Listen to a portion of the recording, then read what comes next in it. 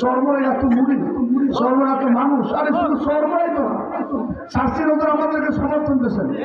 আল্লাহ মধ্যমুলি বিশ্বের খেলাফত মজলিসের নায়বের আমাদেরকে সমর্থন দিয়েছেন। বাইতুল মুকাররমের মসজিদের খতিব আমাদের সমর্থন দিয়েছেন। যাত্রাবাড়ি সাহেব আমাদের সমর্থন দিয়েছেন। আল্লামা ফিরোজ হোসেন সাহেব আমাদের সমর্থন দিয়েছেন।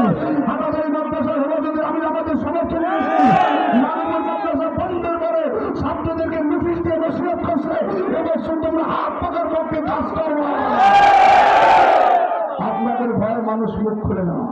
আল্লাহ পাকের দরবারে সন্ধিয়া প্রত্যন্ত এক গ্রামগঞ্জ থেকে আসা এই শহরের মধ্যে ছোট এক ইমানের এত বড় এক অনুষ্ঠান, আমি আমার পক্ষ থেকে দায়িত্বশীলদেরকে মোবারকবাদ জানাই দিচ্ছি, সবাইকে ধন্যবাদ জানাইছি।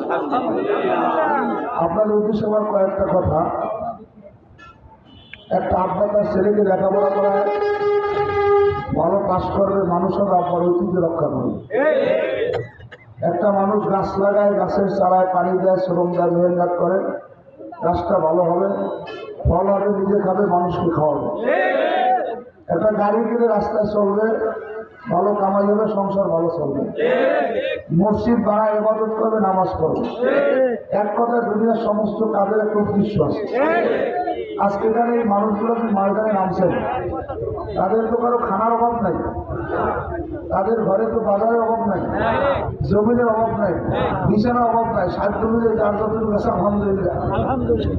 এরপরেও এরা কেন ময়দানে নামলেন? উদ্দেশ্য কি?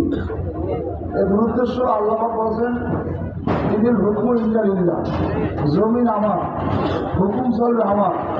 এই হুকুম চালাইতে হইলে প্রশাসনিক ডিপার্টমেন্টে যারা দায়িত্বে থাকে তাদের হুকুমই জমিন চলে। গাড়িতে যত নামি দামি লোক থাক, হেলপারের কথা ছাড়া, সুপারভাইজারের কথা ছাড়া ড্রাইভার গাড়ি থামায় না। তাই আমরা চাই জমিন আল্লাহর, আল্লাহর জমিন আল্লাহর দিন বাস্তবায়নের জন্য যখন দিন দেন নেককার আল্লাহরা মানুষ ক্ষমতা আসবে, তখন আপসে এই জমিনটা একটা সুন্দর জমিন হয়ে যাবে। আমরা ওলামায়ে কেরাম ক্ষমতা আসলে কি হয় জানি না, যখন মসজিদে আজান হবে আমাদের সবার সঙ্গে সবাই নামাজি হয়ে যাবে। যখন আল্লাহর আমাদের আমরা কোনো সালিশি অবস্থায় থাকবো, আজান হইলে সব বন্ধ। আপনারা অনেক স্টেজে দেখবেন প্রধান অতিথির মুখে বিড়ি, বিশেষ অতিথির পকেটে গাঁজা, যিনি প্রার্থী ক্যান্ডিডেট তার গায়ে গনে গাঁজার ঘেরান আসে, দেখলে মানুষের মতো দেখা হয় না, আকস্মিক ভয় লাগে।